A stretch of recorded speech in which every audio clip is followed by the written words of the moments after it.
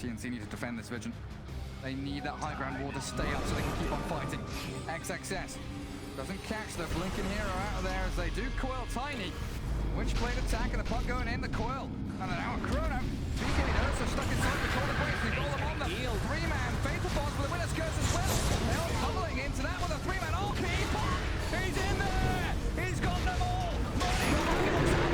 They didn't kill off the fatal void. DK will die. The buyback from the Scouts made for the bashes. Their hits on the puck. White Album has to all the way to safety. And Monet, he can't land a good Chronosphere one more time. Lands it only on a single Ursa who gets healed, goes back to full HP. He needs to wait, like he definitely needs to wait for Dragon Knight to set things up, the puck to cause a bit of a confusion.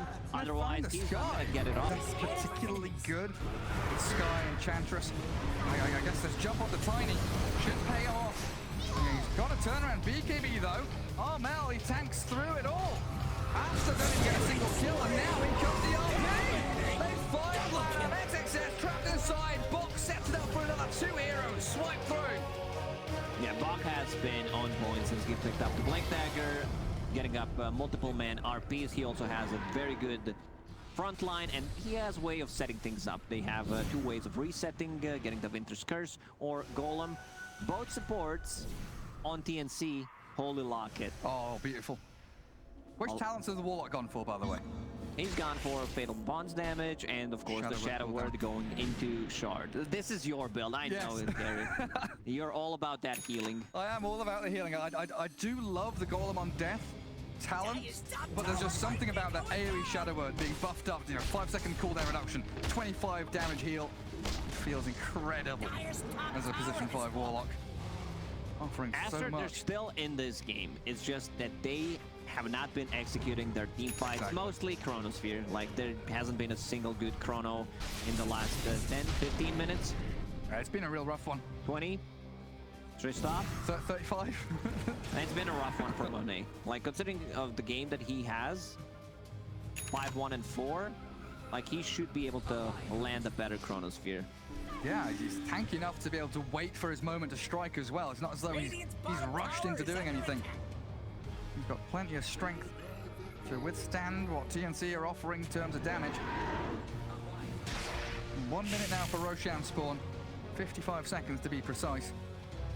And again, it's this macro movement from TNC that is proving just vital for them. This is it, the aftermath of the Chrono, right? A 3-man RP, the Golem, the Bonds, even with the BKBs up. Monet does survive, but it's a losing battle for Aster. If you're caught inside RP 2-3 people with Fatal Bonds and the Cleave, it's just too much damage. They're gonna shred through you. Now Tiny with the AC going for Daedalus next. It's a ton of damage. Tiny as a core with Empower really scales well. It's disgusting damage. I mean, we might even see that Aghanims come out a little bit later on, right? Potentially, yeah. The trees being tossed at people.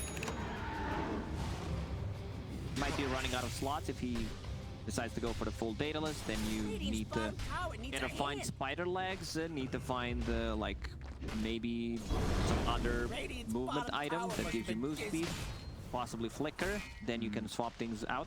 Oh, White Album trying to keep that bottom wave out as best he can. But Roshan has respawned, and TNC, they catch a glimpse of the big man in the pit. What are the goodies like? Aegis Cheese, Refresher Shard. And good stuff there. We could have what, double RP, double curse, double golem. One of those could be huge for them. Double RP is mana consuming. I don't think he has enough. Could potentially buy mana boots and still have it.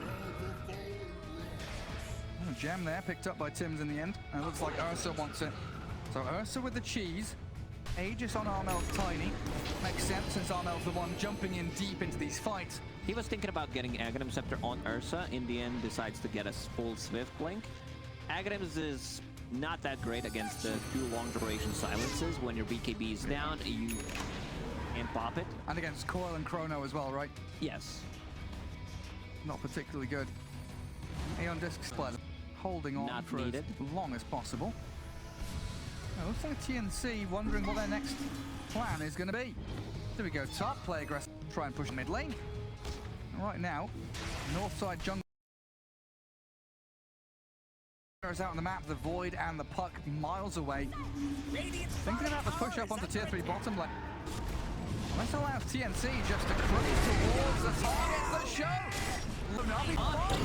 They've got the stun Mystic Flare, Chrono on 3, but then she's laughing heal. What is this? Gabby's laughing his head off. It can't be kicked. Unstoppable. Here comes Borg. Shred through Borax. No buyback for ASTER. White Album's gone as well. This might be it, Gary, that they're gonna go and possibly like get Megas. Let's see what happens. There's a curve on DK. They've caught up XXS. Has he got buyback? I don't think he does. They're in trouble. ASTER 3 down with no response. It's an elimination game, so they might not call it, but once again, Chrono on Ursa, who gets Shadow Word heal, amplified with Holy Locket. Same goes for Wyvern's Cold Embrace. He already used the refresher, so there's another curse available. They just might get Mega Creep from this. They might just kill off the Faceless Void. Human into the combo. Dead Void! No Void! They're gonna call it! They're taking the series! Oh man, what a performance from TNC. And this one's also on Monday.